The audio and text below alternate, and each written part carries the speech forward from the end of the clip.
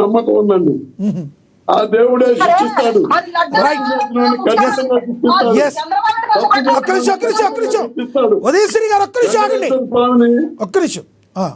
Right. Venkateswara స్వామిని నడిపదానికి ఇచ్చిన ఘనత చంద్రబాబు నాయుడు గారికి పవన్ కళ్యాణ్. ఇవాళ ఒక సెకండ్ అండి, ఇవాళ ప్రతి ఊళ్ళన్నిటికీ, ఊళ్ళు పట్టణాలు అన్నిటికీ ఒక్కటి చెప్పండి నల్లపురెడ్డి ప్రసన్న కుమార్ రెడ్డి గారు కూడా ఒక తీవ్రమైన వ్యాఖ్య చేశారు. అలిపిరిలోనే ఆ రోజు చంద్రబాబు నాయుడు చచ్చిపోతే బాగుండేది అన్నారు. అలాంటి వ్యాఖ్య చేయడానికి ప్రస్తుత ముఖ్యమంత్రి మీద అలా చేయొచ్చు అంటారా? ఏమండి, నేను ఒక మాట చెప్తున్నానండి. అలిపిరిలో జరిగిన రోజు చంద్రబాబు నాయుడు గారు నన్ను ఆ దేవదేవుడే కాపాడాడు అన్నారు. నేను కాదంటలేదు. ఆ దేవదేవుడిని రోడ్డుకి ఇచ్చినప్పుడు ఇంకా ఆ మాటలకు ఏమంటారండి? Okay right. వీళ్ళు కూడా అంటారు ఏదో ఒకటి, చనిపోయిన రాజశేఖర రెడ్డి గారు కూడా ఏదో ఒకటి అంటారు. అప్పుడు ఇవన్నీ అవసరం అంటారు? అవసరం కాదండి. నేను కాదు, ప్రసన్న కుమార్ రెడ్డి గారు ఉదాహరించాడు. ఓకే రైట్ భాస్కర్ రెడ్డి గారు, మీరు చెప్పిన భావన అర్థమైంది. మరి కాసేపట్లో మీ దగ్గరికి వస్తాను. మనం టీడీపీ కార్పొరేటర్ ఉదయశ్రీ గారితో మాట్లాడదాం. ఉదయశ్రీ గారు నమస్తే అండి. ఉదయశ్రీ గారు, మీకు ఎంత కడుపు మండినా కొంత సమయం పాటించి మీకు వచ్చిన తర్వాత మాట్లాడితే బాగుండేది కదా. ఎస్ ప్లీజ్ కంటిన్యూ చేయండి ప్లీజ్. అసలు నోరు తెరిస్తే అది అబద్ధాలు పడతా ఉంటే కడుపు పగిలిపోతా ఉంది సార్. 5 సంవత్సరాలు ఇవే అబద్ధాలు విని విని విని విని చెవుడు కాయలు కాస్తాయనుకోండి. నోరు తెరిస్తే అబద్ధాలు ఆడుతా ఉన్నారు. ఇదే లడ్డు వ్యవహారంలో నారా చంద్రబాబు గారు తప్పు చేసి అడిగినారు. మరి 5 సంవత్సరాల అధికారంలోకి వచ్చారు సార్. బూట్లు మాట్లాడాలేమో మాట్లాడారు అంటారు, కడుపు పగిలిపోతేనేమో మాట్లాడాలి అనిపిస్తుంది. అది నారా చంద్రబాబు గారు ఏ తప్పు చేయకుండానే 74 రోజులు జైల్లో వచ్చారా? ఏ అన్యాయం తెలియకుండా ఉత్తు తప్పుడు కేసు పెట్టి కేవలం ఆయన జైల్లో పెట్టి పైచాచికరంగా పొందాలని ఒకే ఒక కారణంతో జైల్లో పెట్టారు. ఆనందాన్ని పొందారు. మరి లడ్డు వ్యవహారంలో నారాయణ తప్పు చేస్తే అప్పుడు ఎందుకు వదిలేస్తారంటే, అంటే వాళ్ళు చంద్రబాబు నాయుడు మీద చర్యలు తీసుకోవడానికి, ఆయన లడ్డు వ్యవహారంలో తప్పు చేస్తారని తెలుసుకోవడానికి 5 సంవత్సరాలు పట్టింది. ఏమంటారండి నోరుతున్నారు? ఇన్ని అబద్ధాల పెద్ద వయసులో ఉండి కూడా దేవుడు విజయంలో జగన్మోహన్ రెడ్డి వెంకటేశ్వర పెట్టుకొని నామరూపాలు లేకుండా 2 నామాలు పెట్టుకొని తాజాకాలు ఇంట్లో కూర్చొని పబ్జీలు ఆడుకుంటా ఉన్నాడు. మాట్లాడుకుంటా ఉన్నాడు. ఉదయశ్రీ గారు, జోగి రమేష్ గారు మాట్లాడండి. బయట ఒకటి ఉంది, ప్లే అవుతుంది, చూద్దాం. మా గొంతు నొక్కాలను వైఎస్ఆర్ కాంగ్రెస్ పార్టీ నాయకుల మీద మీ దాడులు చేయాలని చెప్పి చూస్తే ఎట్టి పరిస్థితుల్లో ఉపేక్షించేది లేదు లోకేష్ అని చెప్తా ఉన్నా. నీ పిల్ల చేష్టలు మానుకో, నీ క్షణికానందం మానుకో, నీ రాక్షసానందం మానుకో. జైల్లో పెట్టేసి రాక్షసానందం పొందాలా? జోగి రమేష్ ఇల్లు తగలబెట్టి రాక్షసానందం పొందాలా?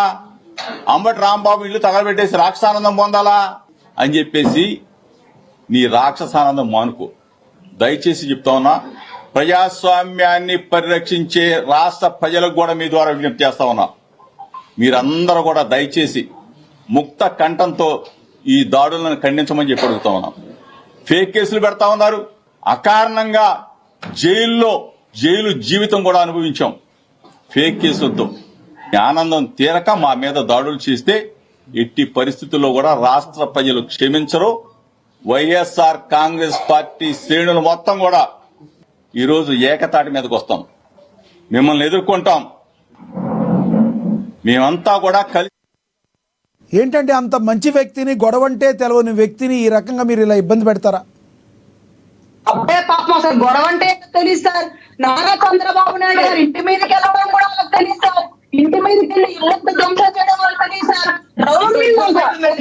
రాజ్యం కట్టుకొని రౌడీలాగా వెళ్ళాడే సార్. అసలు వాళ్ళకి ఏం తెలియదు సార్. జోగి రమేష్ గారికి అసలు కరోనా భయపడిపోతుంది ఆయన పాపం. తప్పే కోసం ఏం మాట్లాడుతున్నారేమో ఒక్క మినిస్టర్ పదవి కోసం ఆనాడు చిన్న రీజన్ కూడా లేకుండా నారా చంద్రబాబు మీద ధ్వంసం చేశారు. కార్యాలయాలు చేస్తారు. ఇంతకన్నా దౌర్జన్యం ఉంది సార్. వాళ్ళు నేర్చుకుంటే సార్ ఈ చదువుతా సరే సరే సరే ఒకటి ఉదయశ్రీ గారు ఉదయశ్రీ గారు ఒక్కటి ఉదయశ్రీ గారు ఒక్కటి ఉదయశ్రీ గారు ఒకటి ఒకటి ఉదయశ్రీ గారు ఒక్క మాట వినండి. ఒకటి గతంలో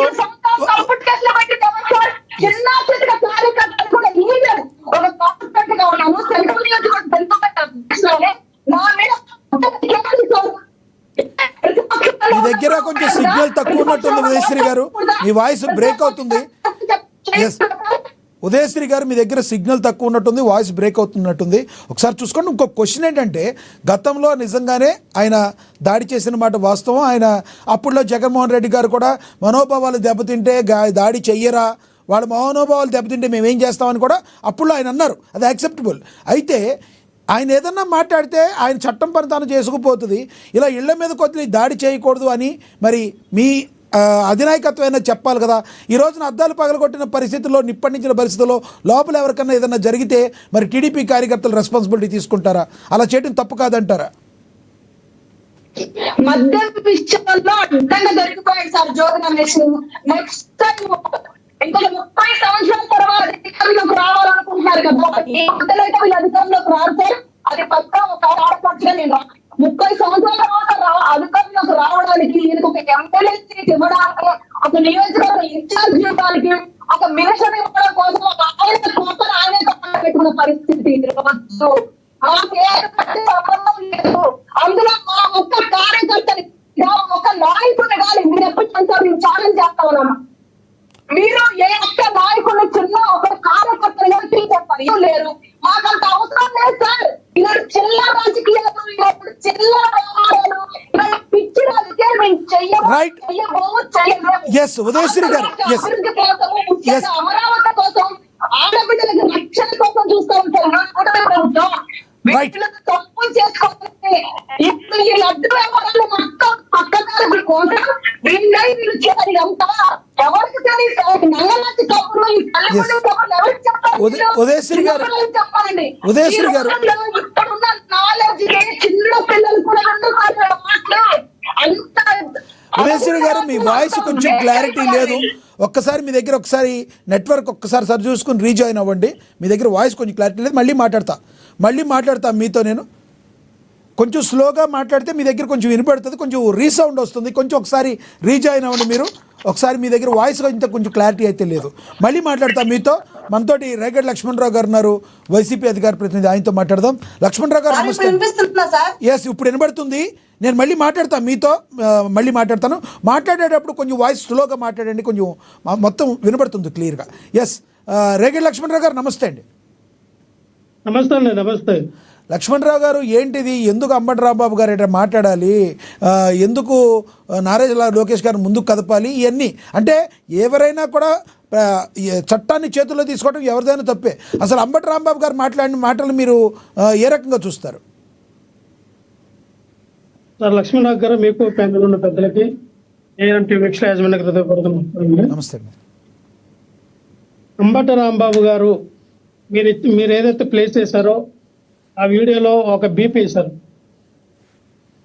ఆయన అక్కడ అనేది ఏంటంటే, ఎవరైతే తన మీద దాడి చేయడానికి వచ్చినటువంటి కార్యకర్తలు ఎవరైతే కవింపు చర్యలకు పాల్పడ్డారో వాళ్ళని ఉద్దేశించి చెప్పారు, మీరు వస్తారా, చంద్రబాబు నాయుడు వస్తాడా, చంద్రబాబు నాయుడు వాళ్ళ అమ్మమ్మ కూడా వస్తాడా అన్న మాట అన్నారు. ఆయన తర్వాత ఆయన ఏమన్నారంటే, నేను ఫ్లోలో ఆ మాట వచ్చింది, నేను అటువంటి మాట వినియోగించుకోకూడదు,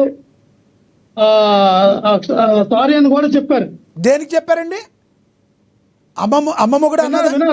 కాదు సార్, మీరే అంటున్నారు కదా, అమ్మమ్మ కూడా అన్నదానికి సారీ చెప్పారా? చెప్పారండి. మరి కొడాల నాని గారు అయ్యే మాటలు మాట్లాడారు అంతకు ముందు. వినాలి సార్, చెప్పండి. వినండి. కొడాల నాని గారి టాపిక్ కూడా మాట్లాడండి, మీరేం కంగారు పడాల్సి. మీరేమో టీడీపీ అధికార ప్రతినిధి కాదు, జనసేన పార్టీ అధికార ప్రతినిధి కాదు. నేను జనసేన కాదు, టీడీపీ కాదు. మీరు జనసేనలో ఉండి వైసీపీకి వచ్చిన వాళ్ళే, అందరికీ తెలిసిందే. ఇప్పుడు ఎన్ని నిత్య సత్యాలు. నేను యాంకర్ అనేది నిజం, మీరు జనసేన నుంచి వైసీపీకి వచ్చింది నిజం. ఇవన్నీ నిత్య సత్యాలు. చెప్పండి. నేను అనేది ఏంటంటే, ఇక్కడ ఏదైతే అంబటి రాంబాబు గారు ఆ రోజు మాట్లాడిన మాటలు మీరు వక్రీకరించారు. చంద్రబాబు నాయుడు గారిని తిట్టారు, చంద్రబాబు నాయుడు గారు వాళ్ళ నాన్నగారిని వాళ్ళ అమ్మగారిని తిట్టారని అన్నారు. మరి సాక్షాత్ చంద్రబాబు నాయుడే ఆ రోజున జగన్మోహన్ రెడ్డి గారిని ఏమన్నారు? నీ అమ్మ మొగుడు, నీ తాత మొగుడు, నీ జేజమ్ముడా అని మాట్లాడలేదా? మాట్లాడలేదా? ఇదే పవన్ కళ్యాణ్ ఏం మాట్లాడాడు? పవన్ కళ్యాణ్ ఏం మాట్లాడాడు ఆ రోజున? ముఖ్యమంత్రి అమ్మ మొగుడు ఎవడైనా సరే నాకు తిక్కరేగితే ఒకటే అన్నాడు. కానీ ఆ రోజున పవన్ కళ్యాణ్కి తన నెత్తి మీద ఉన్న ఎంట్రికలు పీకలేదే. పవన్ కళ్యాణ్ చర్మం తోలు వలసలేదా ఆ రోజున? మేము నిజంగా ఆ రోజున తలుసుకుంటే పవన్ కళ్యాణ్ 2 కాళ్ళు చేతులు తీసే స్థాయిలో ఆ రోజున మేము ఉన్నాం కదా. ఎందుకు చేయలేదు? చంద్రబాబు ఎందుకు నాయుడు చేయలేదు? 2 కాళ్ళు 2 చేతులు తీసే స్థాయిలో మేము ఉన్నాం కదా. లక్ష్మణ్ రావు. మీరు డోంట్ డిస్టర్బ్ మధ్యలో. మీరు అనవసరంగా నోరు మీరు మధ్యలో పారేస్తున్నారు. డిస్టర్బ్ మీ చేయాలి. సత్తా మించి మాట్లాడుతున్నారు మీరు. వినండి, చట్టాలు మాట్లాడదాం. మీ సత్తా ఆ, మించి వినండి. మాట్లాడుతున్నారు. ఒక్క నిమిషం. మీరు వినండి. ఏం మాట్లాడడానికి మీరు ఏం వినండి. మాట్లాడుతున్నారు? ఒక్క నిమిషం ఆగండి.